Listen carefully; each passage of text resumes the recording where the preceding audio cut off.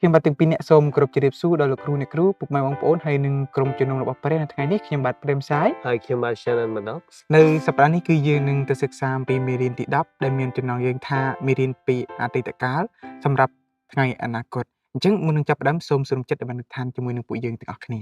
បាទសូមសរុបចេតអធិដ្ឋានអរព្រះវរបិតាដែលគង់នៅនគរឋានសួគ៌ថ្ងៃនេះគុណអរព្រះគុណទ្រង់ដែលទ្រង់បានផ្ដល់ពេលវេលាសាជាថ្មីដើម្បីឲ្យគុណទាំងពីរមកសិក្សាពីព្រះបន្ទូលរបស់ទ្រង់បិតាសូមទ្រង់គង់ជាមួយអ្នកដែលនឹងស្ដាប់នៅមេរៀនថ្ងៃបរិសុទ្ធនេះសូមព្រះវិញ្ញាណបរិសុទ្ធរបស់ទ្រង់គង់សង្កត់លើគេដើម្បីឲ្យគេអាចចម្រើនកម្លាំងដើម្បីបំពេញនៅកិច្ចការដែលទ្រង់បានផ្ដល់ឲ្យបិតាគុណសូមគ្រប់ការទាំងអស់នេះក្នុងនាមព្រះយេស៊ូវគ្រីស្ទអាមែនបាទខចងចាំរបស់យើងឃើញនៅក្នុងព្រះគម្ពីរកូរិនថូសទី1ចំពុក10ខ11និងខ12រីឯការទាំងនោះបានកើតមកដល់គេទុកជាគំរូហើយបានកត់ទុកសម្រាប់ជាសេចក្តីទូមានប្រដៅដល់យើងរាល់គ្នាដែលយើងនៅគ្រាចុងបំផុតនៃអស់ទាំងកលបានជាអ្នកណាដែលស្មានថាខ្លួនឈរនោះត្រូវប្រយ័ត្នក្រែងលោតដួលចឹងយើងឃើញថានៅសប្តាហ៍មុនគឺយើងបានសិក្សារួចហើយទៅតងទៅនឹងព្រះគម្ពីរទូលកាងគឺជាព្រះគម្ពីរសម្រាប់នឹងការដែលជ្រាបសារមកខាងព្រះហើយក៏បានទេទុកអំពីព្រះយេស៊ូវនោះផងដែរអញ្ចឹងនៅសប្តាហ៍នេះគឺយើងនឹងទៅរៀនអំពីរឿងអតីតកាលដែលថាដើម្បីយើងទាំងអស់គ្នាត្រៀមខ្លួនសម្រាប់នៅថ្ងៃអនាគតថាតើរឿងទាំងអស់នោះនឹងមានរឿងអីកើតឡើងអញ្ចឹងយើងឃើញនៅក្នុងព្រះគម្ពីរកូរិនថូសទី1ចំពុក10ខ11 12នេះគឺបានប្រាប់យើងយ៉ាងច្បាស់ហើយថាគឺគ្រប់រឿងរ៉ាវទាំងអស់សេចក្តីដែលកើតមកពីមុនគឺទុកជាគំរូដើម្បីយើងទាំងអស់គ្នាសម្រាប់ព្រានប្រដៅរបស់យើងទាំងអស់គ្នាហើយដើម្បីយើងទាំងអស់គ្នាមានឱកាសក្នុងការយកឈ្នះនៅពេលថ្ងៃអនាគតអញ្ចឹងយើងឃើញនៅក្នុងព្រះគម្ពីររ៉ូមជំពូក15ខ4ក៏បានសម្ដែងប្រាប់យើងយ៉ាងច្បាស់ថាបិទអស់ទាំងសេចក្តីដែលបានចែងទុកមកជាមុននោះបានចែងសម្រាប់នឹងបង្រៀនដល់យើងរាល់គ្នាដើម្បីឲ្យយើងបានសេចក្តីសង្ឃឹមដោយសេចក្តីអត់ធន់និងសេចក្តីកំសាន្តចិត្តដោយសារគម្ពីរអញ្ចឹងយើងឃើញថានៅក្នុងរឿងជាច្រើនអំពីអតីតកាលគឺសិតជារឿងដើម្បីលើកទឹកចិត្តដល់យើងអស់គ្នាហើយដើម្បីយើងអស់គ្នាមានសង្ឃឹមជាមួយនឹងព្រះអម្ចាស់ព្រោះដោយសារយើងឃើញរឿងតាំងពីពួកអយកយើងមកគឺសិតតែជារឿងសម្រាប់ត្រៀមទុកដើម្បីឲ្យយើងអត់ធន់មានចិត្តអត់ធន់ហើយឲ្យយើងមានចិត្តអត់ធ្មត់នៅថ្ងៃដែលព្រះអង្គនឹងទ្រង់យើងមកវិញជាលើកទី2នោះមកដែរអញ្ចឹងយើងឃើញរឿងមួយដែលជារឿងដែលព្រះគម្ពីរបានចារទុកតាំងពីដើមមកហើយរហូតដល់ព្រះគម្ពីរសញ្ញាថ្មីក៏បាននិយាយអំពីរឿងនឹងច្រើនដងផងដែរអញ្ចឹងរឿងនោះគឺជារឿងលោកណូអេយើងអាចឃើញរឿងនេះទាំងអស់គឺនៅក្នុងព្រះគម្ពីរលោកុបាទជំពូក6នោះផងដែរនៅក្នុងព្រះគម្ពីរលោកុបាទចំពុក6យើងឃើញថាមនុស្សនៅលើផែនដីបានធ្វើការអាក្រក់ជាខ្លាំងហើយនៅក្នុងខ5ហើយនិងខ6ព្រះយេហូវ៉ាទ្រង់បានមានបន្ទូលត្រង់ថាទ្រង់ស្ដាយក្រោយដែលទ្រង់បានបង្កើតមនុស្សឡើងហើយទ្រង់បំរុងនឹងកំចាត់កំចាយផែនដីចោលយើងឃើញគ្រោះបញ្ហានេះគឺជាគ្រោះមួយដែលពីមុនមកមិនដែលធ្លាប់មានឡើយហើយមើលទៅផែនដីគឺពោរពេញទៅដោយការខូចអាក្រក់គឺគ្មានមនុស្សណាដែលល្អឡើយក៏ប៉ុន្តែយើងមានសេចក្តីសង្ឃឹមនៅក្នុងខ8ដែលខ8បានចែងថាប៉ុន្តែណូអេបានប្រកបដោយព្រះគុណនៅចំពោះព្រះយេហូវ៉ាវិញលោកណូអេគាត់គឺជាពូជពង្សរបស់អាដាមគាត់ជាពូជដំណរពីសេតដែលជាកូនរបស់ព្រះរីឯអ្នកដែលអាក្រក់នៅលើផែនដីភាគច្រើនគឺជាពូជពង្សរបស់កាអ៊ីនវិញហើយអ្នកទាំងនេះបានសាងនៅអំពើបាបជាច្រើនប៉ុន្តែនៅក្នុងខ8យើងឃើញថាលោកណូអេបានទទួលបានព្រះគុណនៃព្រះយេហូវ៉ាមានន័យថាលោកណូអេគឺជាមនុស្សដែលស្មោះត្រង់គាត់ជាមនុស្សដែលខំស្វែងរកព្រះហើយគាត់ជាមនុស្សដែលខំធ្វើនៅរបៀបត្រឹមត្រូវក្នុងការរស់នៅលើផែនដីនេះយើងឃើញថាដោយហេតុនោះព្រះទ្រង់បានហៅលោកណូអេហើយព្រះទ្រង់បានផ្ដល់នៅផែនការមួយឲ្យលោកណូអេជាផែនការដើម្បីឲ្យគាត់ទទួលបានសេចក្តីសង្គ្រោះនៅពេលដែលនឹងមានគ្រាអាសន្នដ៏ធំធេងនេះធ្លាក់មកលើផែនដីហើយនៅពេលដែលព្រះទ្រង់បានឃើញរឿងរ៉ាវទាំងអស់នេះកើតឡើងក្នុងផែនដីគឺព្រះទ្រង់បានឲ្យលោកណូអេគាត់បានធ្វើទូកយ៉ាងធំមួយដើម្បីជួយសង្គ្រោះដល់មនុស្សអញ្ចឹងយើងឃើញថាលោកណូអេគាត់បានចំណាយពេលអស់រយៈពេល120ឆ្នាំ ដើម្បីនឹងធ្វើទូករួចហើយក្នុងរយៈពេល120ឆ្នាំនោះគឺយើងឃើញថាលោកណូអេក៏បានផ្សាយដំណឹងល្អអំពីនគររបស់ព្រះដែរដើម្បីឲ្យពួកគេទាំងអស់បានកែប្រែចិត្តដើម្បីពួកគេអាចបានសង្គ្រោះនោះផងដែរអញ្ចឹងយើងឃើញថាមនុស្សទាំងអស់គេបានសើចចំអកហើយបេសកកម្មរបស់លោកណូអេគឺចំនួន120ឆ្នាំនោះគឺបានសម្រេចគឺគាត់បានចូលទៅក្នុងទូកហើយលោកណូអេនិងគ្រួសាររបស់គាត់គ្នា8នាក់ហ្នឹងក៏បានចូលក្នុងទូកហើយក៏បានរួចផុតពីទឹកជំនន់នឹងទៅអញ្ចឹងយើងឃើញថារឿងនេះគឺជារឿងមួយដែលយើងទាំងអស់គ្នាបានឃើញយើងក៏បានដឹងទាំងអស់គ្នារួចទៅហើយគឺជារឿងសម្រាប់លើកទឹកចិត្តយើងសម្រាប់នៅថ្ងៃអឺនៅថ្ងៃដែលព្រះអង្គទ្រង់យាងមកវិញជាលើកទី2នោះផងដែរអញ្ចឹងយើងឃើញថាព្រះយេស៊ូវនៅពេលដែលព្រះអង្គទ្រង់យាងមកក្នុងផែនដីនេះគឺព្រះអង្គទ្រង់បានបង្រៀនហើយព្រះអង្គទ្រង់បានផ្សាយដំណឹងល្អអំពីនគររបស់ព្រះដូចគ្នាផងដែរហើយព្រះអង្គទ្រង់បានប្រើព្រះបន្ទូលថាចូលកែប្រែចិត្តហើយត្បិតនគរឋានសួគ៌ជិតមកដល់ហើយអញ្ចឹងពាក្យទាំងអស់នេះគឺស្រដៀងគ្នាទៅនឹងលោកណូអេដែលលោកណូអេគាត់បានប្រាប់ទៅដល់មនុស្សនៅសម័យនោះថាចូលកែប្រែចិត្តដើម្បីត្បិតទឹកជំនន់នឹងត្រូវជន់លិចនៅផែនដីនេះអស់ហើយអញ្ចឹងហើយបានជាព្រះយេស៊ូវព្រះអង្គទ្រង់បានលើកនៅក្នុងព្រះគម្ពីរម៉ាថាយចំពុក24ខ36ដល់44ហ្នឹងគឺព្រះអង្គក៏បានលើកអំពីរឿងលោកណូអេដែរដែលព្រះអង្គបានមានបន្ទូលថាត្បិតនៅពេលដែលសម័យលោកណូអេនោះគឺមានរឿងជាច្រើនដែលមនុស្សទាំងអស់គ្នាគេកំពុងតែផឹកស៊ីគេកំពុងតែអសប្បាយជាមួយនឹងលោកីច្រើនហើយធ្វើបាបធ្វើអំពើបាបហើយនឹងសំពើស្មោកគ្រោកជាច្រើននៅក្នុងផែនដីនេះហើយនៅពេលនោះគឺព្រះអង្គទ្រង់ក៏បានមានបន្ទូលទៀតថានៅក្នុងថ្ងៃអនាគតនៅថ្ងៃដែលព្រះអង្គទ្រង់នឹងយាងមកវិញជាលើកទី2ព្រឹត្តិការណ៍ទាំងអស់នោះគឺនឹងដូចជាព្រឹត្តិការណ៍ដូចនៅសម័យលោកណូអេនោះផងដែរ ដូច្នេះហើយយើងឃើញថាលោកណូអេបានចំណាយ120ឆ្នាំដើម្បីធ្វើទូកនេះនៅពេលដែលគាត់ធ្វើហ្នឹងគឺគាត់មិនមែននៅស្ងៀមទេគឺគាត់បានចំណាយពេលពន្យល់ដល់អ្នកដែលនៅជុំវិញខ្លួនអ្នកដែលនៅតាមទីក្រុងនានាអំពីព្រះហើយអំពីផែនការរបស់ទ្រង់ក្នុងការបំភ្លេចបំផ្លែងផែនដីចោលគាត់បានប្រាប់ហើយប្រាប់ទៀតក៏ប៉ុន្តែអ្នកនៅជុំវិញគាត់បែរទៅជាថាគាត់ឈួតគាត់មិនខូចសតិហើយគាត់មិនដឹងអំពីខ្លួនអ្វីនិយាយអំពីអ្វីឡើយរហូតដូចយើងឃើញនៅក្នុងព្រះគម្ពីរម៉ាថាយចំពុក24មិញរហូតដល់ថ្ងៃទឹកលិចទឹកជន់មកពួកគេអត់ដឹងខ្លួនសោះណូអេចំណាយពេល120ឆ្នាំគឺគាត់នាំចូលទូកបានតែ8នាក់រួមទាំងខ្លួនឯងប៉ុណ្ណោះនៅពេលដែលយើងធ្វើការបម្រើព្រះគឺពេលខ្លះយើងជួបជាមួយនឹងបញ្ហាវិបត្តិដូចគ្នានិយាយហើយនិយាយទៀតផ្សព្វផ្សាយដំណឹងហើយផ្សព្វផ្សាយទៀតប៉ុន្តែដល់ពេលចុងបញ្ចប់គឺបានតែខ្លួនឯងតែមួយប៉ុណ្ណោះនៅពេលនោះយើងឃើញថាលោកណូអេគាត់នៅតែរឹងមាំទោះបីជាគ្មានអ្នកណាជឿនៅអ្វីដែលគាត់និយាយទោះបីជាគាត់ខ្លួនឯងមិនឃើញអំពីទឹកភ្លៀងទឹកជន់ដែលនឹងត្រូវមក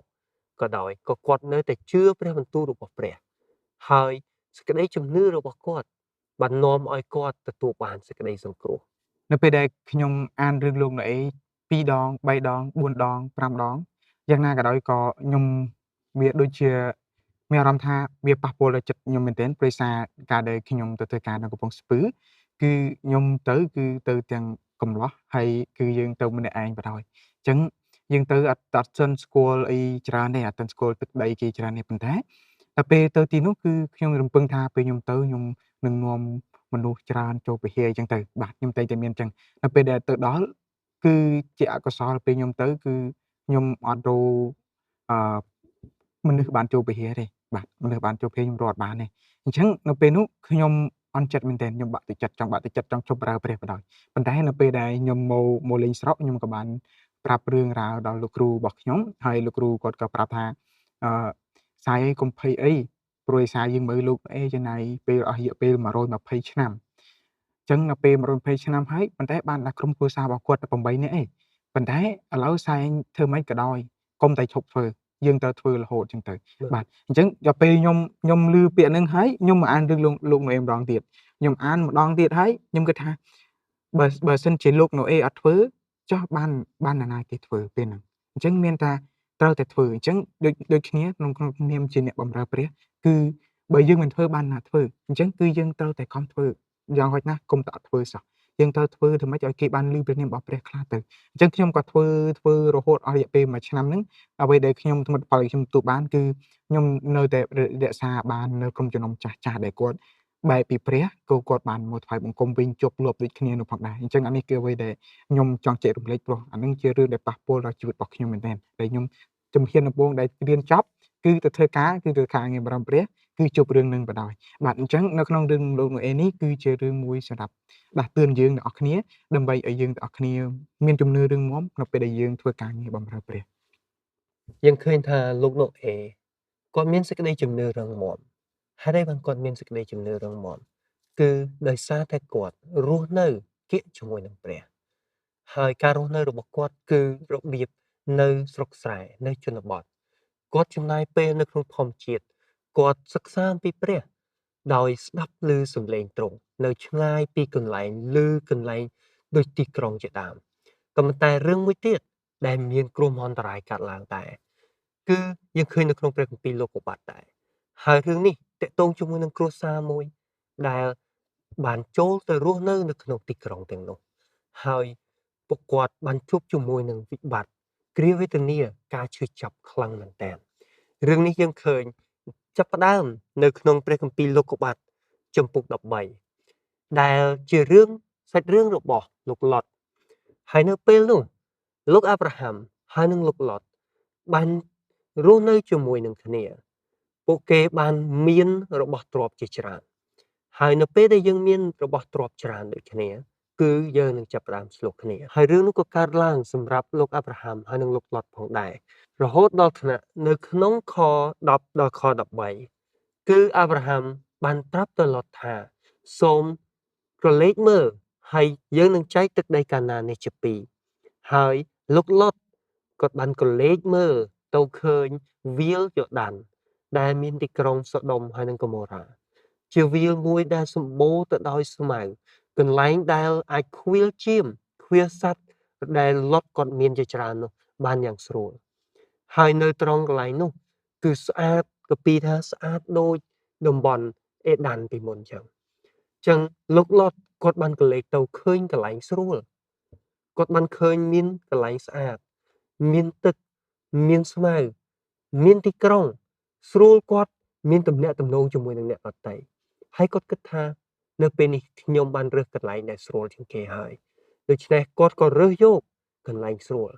រីឯលោកអាប់រ៉ាហាំគាត់បានរើសយកទីវាលទីភ្នំដែលមិនសូវមានស្មៅមិនសូវមានទឹកវិញចឹងលោកឡុតក៏ទៅរស់នៅជិតទីក្រុងបន្ទាប់ពីគាត់រស់នៅជិតទីក្រុងហើយ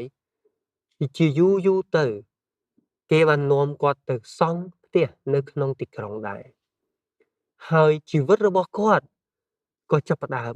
ជួបជាមួយនឹងបញ្ហានៃទីក្រុងសូដុំហើយនិងហ្គម៉ូរ៉ាអញ្ចឹងយើងឃើញថាការអាក្រក់ដែលគ្រួសាររបស់លោកឡុតបានទទួលឥទ្ធិពលមកពីទីក្រុងនោះគឺយើងឃើញថានៅក្នុងទីក្រុងនោះគឺពោរពេញទៅដោយមនុស្សអាក្រក់ហើយពោរពេញទៅដោយសេចក្តីស្មោកគ្រោកហើយពោរពេញទៅដោយការឈ្នានីសភាពលោភលន់ខ្ជិលច្រអូសហើយនឹងអំពើសាហាយស្មន់ជាច្រើននៅក្នុងទីក្រុងនោះផងដែរអញ្ចឹងយើងឃើញថាលោកឡុតគឺគាត់រស់នៅក្នុងសង្គមមួយដែលខ្មៅងងឹតសង្គមមួយដែលស្មោកគ្រោកនោះផងដែរអញ្ចឹងអាសង្គមទាំងអស់គ្នាហើយឥទ្ធិពលទាំងអស់នេះហើយគឺធ្វើឲ្យប៉ះពាល់ដល់ក្រុមគ្រួសាររបស់លោកលុតមែនទែនហើយយើងគិតមើលនៅក្នុងនោះគឺលោកលុតគឺគាត់គឺជាអ្នកមានដ៏ស្ដុកស្ដំមួយដែរបាទអញ្ចឹងហើយបានជាទាំងប្រពន្ធទាំងកូនហើយនឹងកូនទាំងប្រមាណហ្នឹងគឺគាត់ស្ដាយណាស់គាត់ស្រឡាញ់ណាស់ទ្រព្យសម្បត្តិរបស់ពួកគាត់ទាំងអស់គ្នាហ្នឹងផងដែរនៅពេលនោះគឺយើងឃើញនៅក្នុងព្រះគម្ពីរលោកុបាទជំពូក18គឺយើងឃើញថាព្រះទ្រង់ក៏បានទៅជួបជាមួយនឹងលោកអាប់រ៉ាហាំដើម្បីធ្វើកិច្ចសន្ទនាគ្នាមួយរវាងទីក្រុងសូដុំហើយនិងទីក្រុងហ្គម៉ូរ៉ាអញ្ចឹងនៅក្នុងនោះផងដែរគឺព្រះទ្រង់ក៏បានរៀបគម្រោងផែនការជាមួយនឹងលោកអាប់រ៉ាហាំដោយសារព្រះអង្គទ្រង់ប្រាប់លោកអាប់រ៉ាហាំថាត្បិតអំពើបាបហើយនឹងសម្រែកនៃអំពើបាបរបស់ទីក្រុងសូដុំហើយនិងទីក្រុងហ្គម៉ូរ៉ាគឺបានឮភាយទៅដល់ព្រះដូច្នេះហើយព្រះទ្រង់មិនសប្បុរហត្ថីព្រះទ្រង់មិនរកមនុស្សសុចរិតណាមួយនៅក្នុងនោះបានទេអញ្ចឹងយើងឃើញថាព្រះទ្រង់នឹងចង់បំផ្លាញហើយព្រះអង្គទ្រង់ចង់បំផ្លាញទីក្រុងនោះដោយភ្លើងស្ពុនធัวអញ្ចឹងនៅពេលនោះលោកអាប់រ៉ាហាំគាត់ក៏បានសួរគាត់ក៏បានប្រកែកគ្នាជាមួយ នឹងព្រះគាត់ក៏បានជជែកថាព្រះអង្គអើយបើសិនជាមាននៅក្នុងនោះមានមនុស្ស50នាក់ដែលសុចរិតបាទមានមនុស្ស50នាក់ដែលសុចរិតទៀងត្រង់តើព្រះអង្គទ្រង់នឹងបំផ្លាញគេចោលទេទីក្រុងនោះចោលទេនៅពេលនោះព្រះទ្រង់ក៏បានមានបន្ទូលឆ្លើយទៅលោកអាប់រ៉ាហាំថាបើសិនជាមានមនុស្សតែ50នាក់ដែលសុចរិតនៅក្នុងទីក្រុងនោះគឺព្រះទ្រង់មិនបំផ្លាញទេនៅពេលនោះលោកអាប់រ៉ាហាំគាត់ក៏តថ្លៃទៀតដែរតថ្លៃជាមួយនឹងព្រះថាព្រះអង្គអើយបើសិនជា50នាក់នោះខ្វះតែ5នាក់គឺមានន័យថាបើនៅក្នុងទីក្រុងនោះមានតែ45នាក់ថាព្រះអង្គទ្រង់បំផ្លាញទីក្រុងនឹងចោលទេអញ្ចឹងនៅពេលនោះព្រះអង្គទ្រង់ក៏បានមានបន្ទូលថាបើមានតែ45នាក់ទ្រង់មិនបំផ្លាញទីក្រុងនឹងចោលទេអញ្ចឹងលោកអាប់រ៉ាហាំតថ្លៃទៀតព្រះអង្គអើយចុះបើសិនជានៅក្នុងទីក្រុងនោះមានមនុស្សតែ40នាក់រកបានតែ40នាក់តើព្រះអង្គទ្រង់បំផ្លាញទេនៅពេលនោះព្រះអង្គទ្រង់មានបន្ទូលទៅលោកអាប់រ៉ាហាំថាអត់ទេបាទព្រះអង្គអត់បំផ្លាញទេនៅពេលនោះលោកអាប់រ៉ាហាំបន្ទូលទៀតថាព្រះអង្គអើយសូមព្រះអង្គកុំទន់ខ្ញាល់នឹងទូលបង្គំអីដោយសារតែទូលបង្គំធ្វើឬក៏ទូលបង្គំសូមព្រះអង្គច្រើនពេកចុះបើសិនជានៅក្នុងនោះរកបានតែ20នាក់តើព្រះអង្គទ្រង់បំផ្លាញទីក្រុងនឹងចោលទេព្រះអង្គថាបើមានទៅដល់20នាក់ព្រះអង្គមិនបំផ្លាញទេនៅពេលនោះព្រះអង្គទ្រង់ក៏បានមានបន្ទូលទៅដល់លោកអាប់រ៉ាហាំហើយលោកអាប់រ៉ាហាំក៏បានសុំព្រះអង្គថាបើសិនជារកបានតែ10នាក់តើព្រះអង្គទ្រង់បំផ្លាញទេបាទអញ្ចឹងនៅពេលនោះព្រះទ្រង់ថាបើរកបានតែ10នាក់ព្រះអង្គមិនបំផ្លាញទេអញ្ចឹងនៅពេលនោះបន្ទាប់មកព្រះអង្គក៏បានយាងចេញពីអាប់រ៉ាហាំទៅបាត់ទៅអញ្ចឹងនៅក្នុងរឿងនេះផងដែរនៅក្នុងទន្ទឹមគ្នា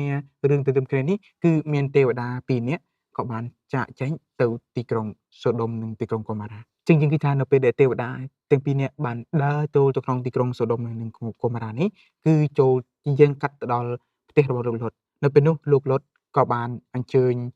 ទេវតាទាំង2នាក់នេះឲ្យចូលមកផ្ទះតែទេវតាទាំងពីរនាក់បាននិយាយថាយើងមិននៅក្នុងផ្ទះទេគឺយើងចង់នៅកណ្ដាលនៅទីក្រុងវិញប៉ុន្តែ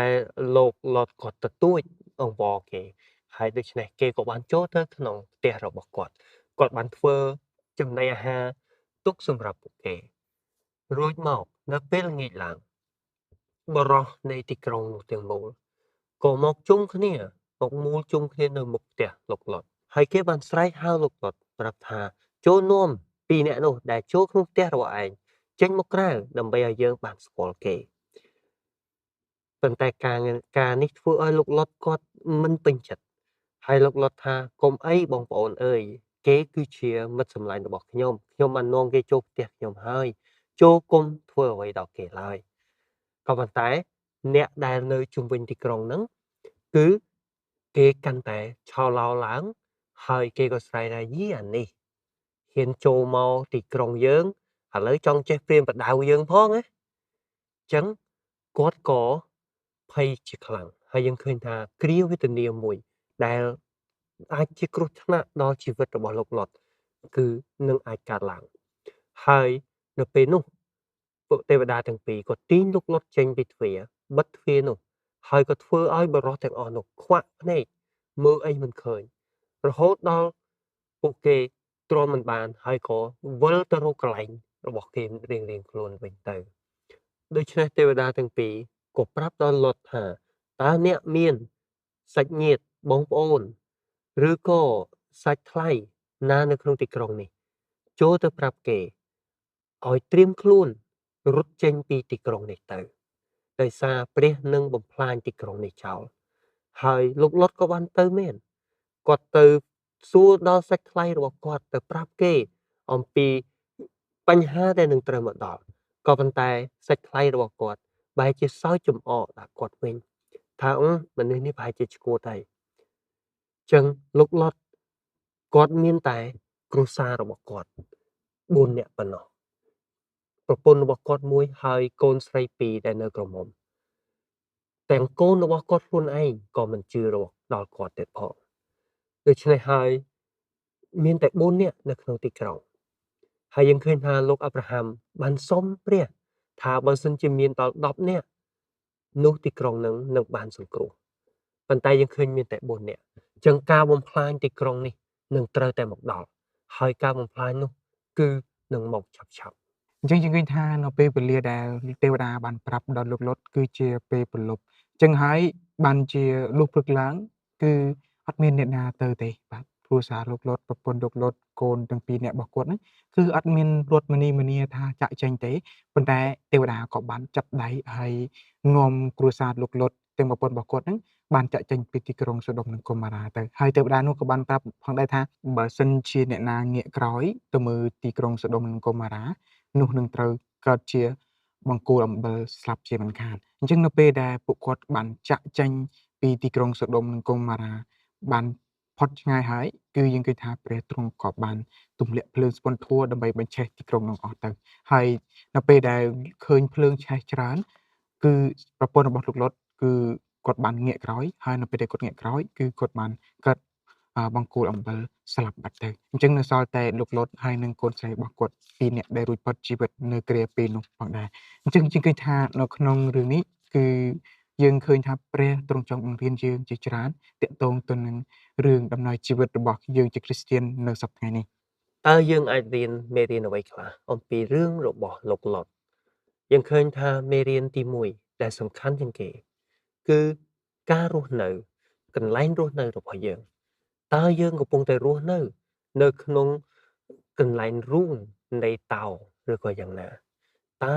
ជីវិតរបស់យើងកំពុងតែនៅចិត្តនៅនឹងអំពើអាក្រក់គ្រប់យ៉ាងហើយ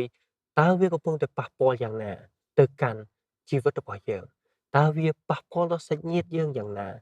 ដូចយើងឃើញកូនរបស់លោកលុតដែលបានការរួចហើយយើងឃើញថាគេកូនរបស់លោកលុតទាំងខ្លួនឯងមិនទាំងជឿលើគាត់ប៉ុណ្ណឹងកន្លែងដែលយើងរស់នៅគឺសំខាន់ណាស់សម្រាប់អនាគតរបស់យើងនៅថ្ងៃចុងបញ្ចប់នៃផែនដីនៅពេលដែលគ្រាវេទនាដ៏ធំនឹងកើតឡើងកន្លែងដែលយើងរស់នៅគឺជាចំណុចសំខាន់មួយដើម្បីឲ្យយើងអាចទ្រទ្រង់ឈរឲ្យបានរឹងមាំ